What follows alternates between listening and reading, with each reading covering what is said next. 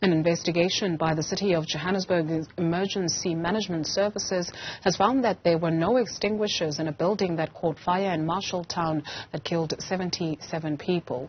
The Commission of Inquiry into the deadly August blaze is currently underway, with Joburg EMS Acting Chief Rapulane Monageng being the first official to testify.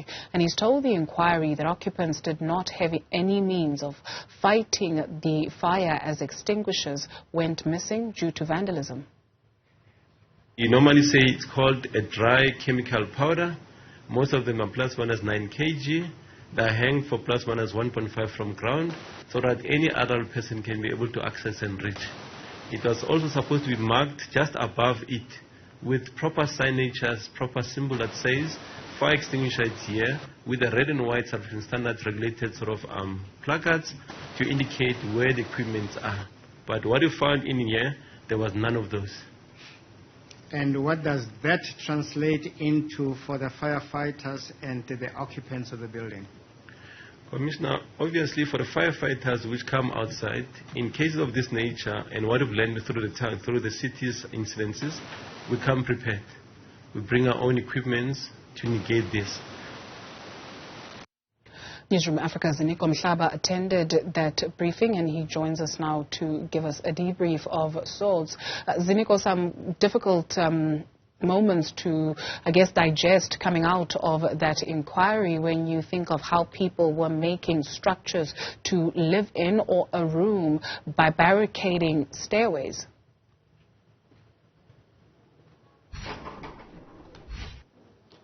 Well, it's a shocking state of affairs which have been revealed by Johannesburg Emergency Services in terms of how the building was, in terms of compliance requirements for any residential area. The EMS are showing very graphic or shocking pictures in terms of the actual inside of that particular or Sizweni building. One of the things that's shocking or that's coming out of the emergency medical services testimony is that, well, as soon as they got there, they discovered that people were actually trapped inside their small rooms, inside other rooms, if that makes sense to you. So in simpler terms, you'll find that a room that is supposed to be catering for 2 people is catering about 10 people, and that single room is divided into 4 rooms, and to an extent that even bathrooms were turned into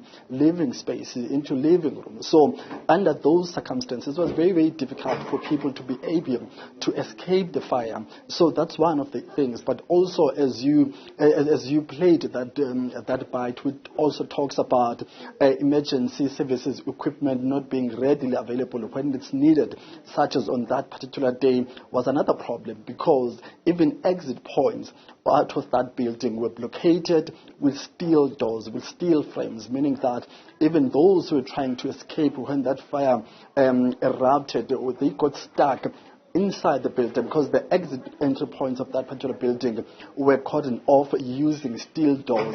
That was for security purposes as far as the residents themselves were concerned, but they never thought that it would be their death trap on such tragic days. So those are some of the things that are coming out. But also, the leader of the testimony, currently Advocate Simenya SC, is also probing in terms of what was being done, what happened then when emergency services got there and discovered the conditions I just explained. So what the EMS is saying, they tried their level best to cut down or to break whatever they could break at that particular time with the equipment they had, but it was a bit impossible to save as many people as possible, because we're talking about every door being protected by steel doors. So if you have about a floor that is supposed to be catering for 50 rooms, you'll find that now on that particular floor you are dealing with about 100 people, and each door has a steel gate. So if that fire, when that fire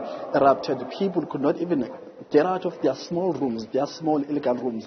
So they tried their level best, but the conditions were just not possible, were just not allowing them, were not conducive at all. So that's the situation here. So the first day, or the first part of the day, since the morning, since the proceedings started at 10 o'clock, what has been coming out is the issue and the state of that building, and actually how people had reshaped the inside of that building, and that reshaping of that building turned into a death trap for the residents who were sleeping, especially with little ones. Remember that during the first day of that fire, as we were engaging with the victims of the fire, they were explaining how their family members were left behind, trapped inside. So the EMS has been giving us now first-hand experience on what they saw inside and what was trapping those people inside. So the first half of this particular day, Duduzile has been focusing on probing the state of that facility, but also we're expecting now, after the break, to hear more testimony in terms of disaster management,